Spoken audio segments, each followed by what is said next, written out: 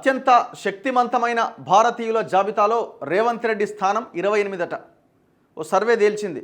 Indian express జాబితా 2025లో పోయిన ఏడాదితో పోలిస్తే 11 స్థానాలు పైకి చేరుకున్న ముఖ్యమంత్రి. విధానపరమైన కీలక నిర్ణయాలతోనే గుర్తింపు. అగ్రస్థానంలో ప్రధాని నరేంద్ర మోదీ, 9వ స్థానంలో రాహుల్ గాంధీ, ఆంధ్రప్రదేశ్ ముఖ్యమంత్రి చంద్రబాబుకు 14వ స్థానమట.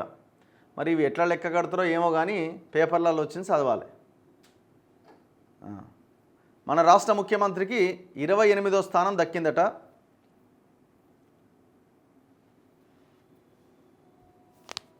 ఎక్కడుందో ఇది, ఇక్కడ కనబడుతుంది చూడండి. రాష్ట్ర ముఖ్యమంత్రి రేవంత్ రెడ్డి దేశంలోనే అత్యంత శక్తివంతమైన వ్యక్తుల జాబితాలో తన స్థానాన్ని మెరుగుపరుచుకున్నారు. గత ఏడాదితో పోలిస్తే ఈసారి ఏకంగా 11 స్థానాలు ఎగబాకారు. దేశంలోని వివిధ రంగాల్లో అత్యంత శక్తిమంతులైన 100 మంది ప్రముఖులతో ఇండియన్ ఎక్స్ప్రెస్ 2025 జాబితా విడుదల చేసింది. ఇందులో ముఖ్యమంత్రి రేవంత్ రెడ్డికి 28వ స్థానం దక్కింది. గత ఏడాది ఈ జాబితాలో ఆయన 39వ స్థానంలో నిలిచారు. జాబితాలో ప్రధానమంత్రి నరేంద్ర మోదీ అగ్రస్థానంలో నిలిచారు. నిరుడు కూడా ఆయన నెంబర్ 1గానే ఉన్నారు. 2వ స్థానంలో కేంద్ర హోంమంత్రి అమిత్ షా, 3వ స్థానంలో కేంద్ర విదేశాంగ శాఖ మంత్రి జైశంకర్ నిలిచారు.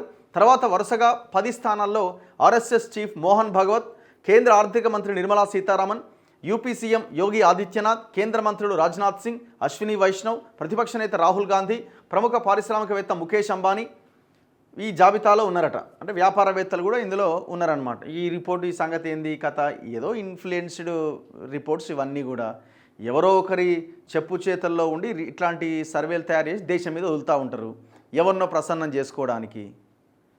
నేను ఇందులో ఉన్న వాళ్ళంతా రేవంత్ రెడ్డితో పాటు వీళ్ళంతా ఏం పని చేయలేదు, ఏం చేయట్లేదు నేను అనట్లేదు. కానీ వాళ్ళ యొక్క సొంత ఎజెండాలు, సొంత ఎవరినో ప్రసన్నం చేసుకోవడానికి చేస్తున్న సర్వేలు ఇవి తప్ప ఏముంటుంది జాబితాలల్లో. ఏ రోజుకి ఆ రోజు మారిపోతున్నట్టు పరిపాలన చేసేవాడు ఇవాళ మొన్నటిదాకా మంచిగా ఉండొచ్చు, ఇవాళ ఓ చెత్త నిర్ణయం తీసుకుంటే అయిపోయాయి. అల్టిమేట్గా పబ్లిక్ డిసైడ్ చేయాలి ఎవరు ఏ జాబితాలో ఉండాలి, ఎవరు ఎంత శక్తిమంతులు అనేది ప్రజలు డిసైడ్ చేయాలి. దానికి ఎలక్షన్స్ ఉన్నాయి. వీళ్ళంతా లీడర్ల గురించే కదా మాట్లాడేది. ఇక ముఖేష్ అంబానీ కూడా శక్తివంతుడు దేంట్లో జనాన్ని దోపిడీ చేసేదాంట్లో శక్తివంతులు, జనాన్ని నిండా ముంచేదాంట్లో శక్తివంతులు వీళ్ళంతా. అదాని కూడా 100 టాప్ 100లోనే ఉంటాడు. మరి ఇక్కడ తెలంగాణలో శక్తిమంతుల జాబితా తయారు చేస్తే మెగా కృష్ణారెడ్డి ఉంటాడు, మైహోం రామేశ్వరరావు ఉంటాడు, డౌటా? దివీస్ మురళీకృష్ణ రాజు ఉంటాడు. మొత్తం కార్పొరేట్లే కదండి వీళ్ళంతా తయారు చేసి రిపోర్ట్ తయారు చేసేంత మొత్తం కార్పొరేట్ల చెప్పు చేతల్లో ఉన్న ఈ సంస్థలే కదా.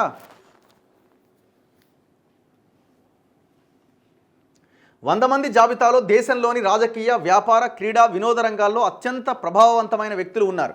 రాష్ట్రంలో కాంగ్రెస్ ప్రభుత్వం ఏర్పాటైన తర్వాత పాలనలో తీసుకొచ్చిన మార్పులు, వ్యూహాత్మక రాజకీయ కార్యకలాపాలతో రేవంత్ రెడ్డికి గుర్తింపు లభించింది.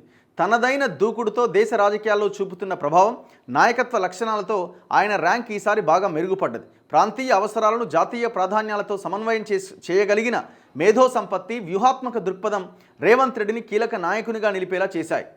ఇక ఈ జాబితాలో ఏపీ ముఖ్యమంత్రి చంద్రబాబు నాయుడు 14వ స్థానంలో ఉన్నారట. ఆయనకు ఈ ఏడాది కొత్తగా జాబితాలో చోటు దక్కిందట. ఈసారి సినీ నటుడు అల్లు అర్జున్కు కూడా చోటు దక్కింది. ఆయన 92వ స్థానంలో ఉన్నాడట.